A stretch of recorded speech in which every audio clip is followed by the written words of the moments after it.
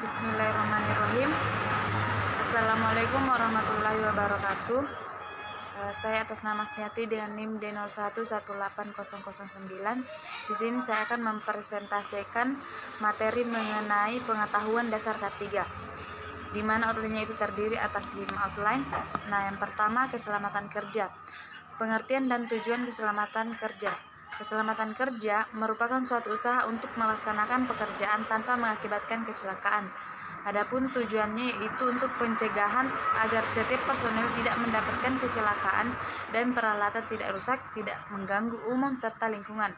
Dengan adanya K3, maka aspek-aspek pekerjaan dapat dipenuhi, atau dengan kata lain, pekerjaan dapat berjalan sesuai dengan yang diinginkan. Kemudian yang kedua itu sebab akibat terjadinya kecelakaan kerja. Nah, dari diagram tersebut, hasil riset ini bisa kita simpulkan bahwa tindakan karyawan yang tidak aman itu dapat dinyatakan sebagai pemicu utama terjadinya kecelakaan kerja di lapangan.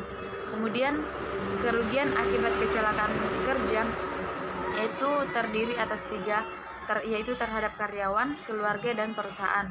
Yang pertama, terhadap karyawan akan menderita kesakitan, cacat, atau cedera, waktu dan penghasilan. Dalam hal ini uang akan berkurang. Kemudian untuk keluarga akan terjadi kesedihan, pemasukan penghasilan terhambat atau terputus, masa depan suram atau tidak sempurna. Kemudian terhadap perusahaan itu akan kehilangan tenaga kerja, mesin atau peralatan rusak, biaya perawatan dan pengobatan, kemudian biaya penggantian dan pelatihan karyawan baru, kemudian biaya perbaikan kerusakan alat, kemudian kehilangan waktu, gaji atau upah dan kompensasi harus dibayarkan. Kemudian yang ketiga yaitu sosialisasi K3 melalui pelatihan. Nah, tujuan pelatihan K3 yaitu untuk meningkatkan kompetensi sumber daya manusia di bidang keselamatan dan kesehatan kerja. Kemudian model pelatihan K3 itu terdiri atas 5, yaitu model A, B, C, dan D, dan E. Kemudian model A itu bentuknya itu kursus singkat formal, materi pelatihan bersifat konseptual, kognitif atau teoritis, dan aplikatif.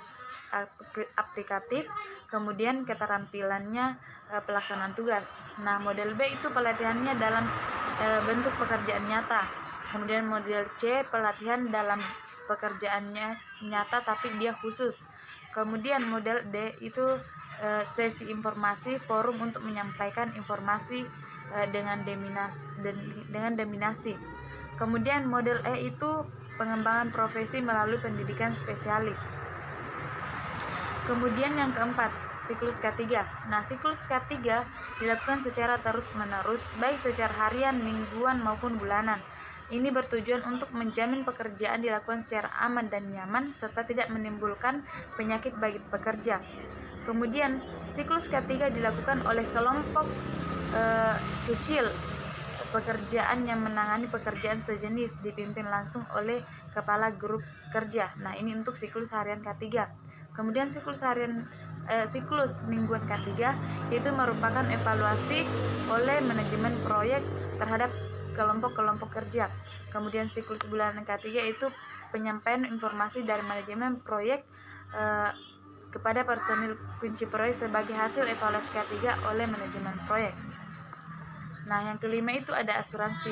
Nah, asuransi merupakan upaya yang dilakukan untuk mencegah kerugian yang mungkin timbul akibat yang tidak terduga, kemudian resiko di masa mendatang.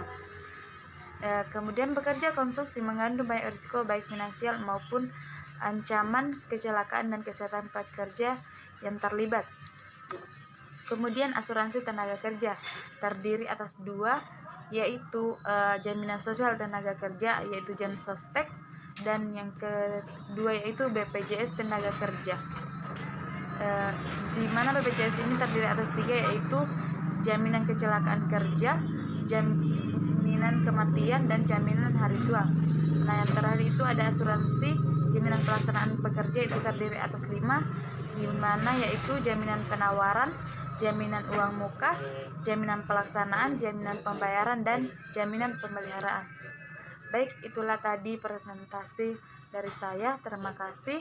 Kurang lebihnya mohon dimaafkan. Wabillahi taufiq wal hidayah.